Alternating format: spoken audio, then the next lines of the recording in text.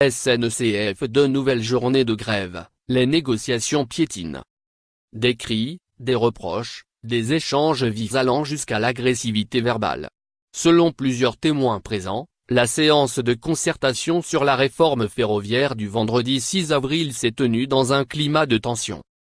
Les syndicats sont ressortis furieux de leurs deux premières séances de concertation, cette semaine, au ministère des Transports, où Elisabeth Borne menait les débats sur le statut et le recrutement des cheminots, mais aussi la dette de l'entreprise.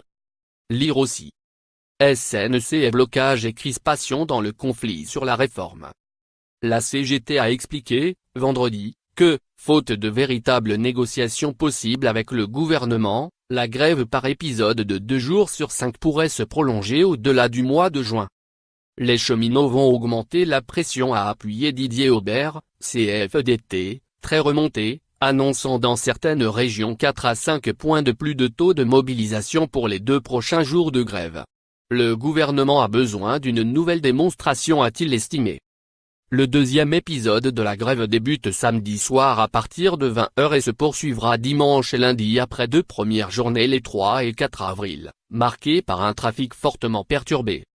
Le conflit du rail se télescope ce samedi avec la 5e journée de grève chez Air France. Depuis le 22 février, la direction de la compagnie aérienne a annoncé l'annulation de 30% des vols samedi, 25% des longs courriers au départ de Paris, 35% des moyens courriers depuis et vers Roissy, 30% des courts courriers à Orly et en région.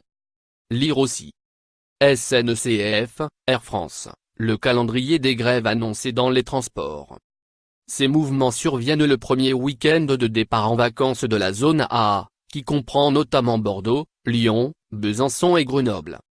Le Premier ministre, Édouard Philippe, a décidé de reporter le déplacement qu'il avait initialement prévu au Mali. Sur les rails, dans le ciel, ou encore dans les amphis d'universités occupées, la semaine sociale qui sera marquée par l'examen du projet de loi SNCF à l'Assemblée lundi, s'annonce intense et tendue.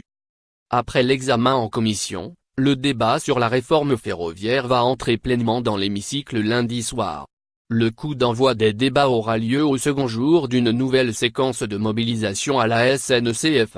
Cela devrait mettre l'Assemblée un peu plus sous tension, alors que les Français sont partagés sur la grève. Le débat promet, là aussi, d'être tendu avec une partie de la gauche mobilisée pour défendre les cheminots. Lire aussi. Dette de la SNCF. De quoi parle Édouard Philippe quand il annonce une reprise sous condition? CGT cheminots et Sudrail ont appelé à un rassemblement en début d'après-midi aux abords du Palais Bourbon. L'examen du projet de loi doit se tenir jusqu'à jeudi soir, avec au menu la transformation de la SNCF en société anonyme, le calendrier de l'ouverture à la concurrence prévu au niveau européen et la suppression de l'embauche au statut.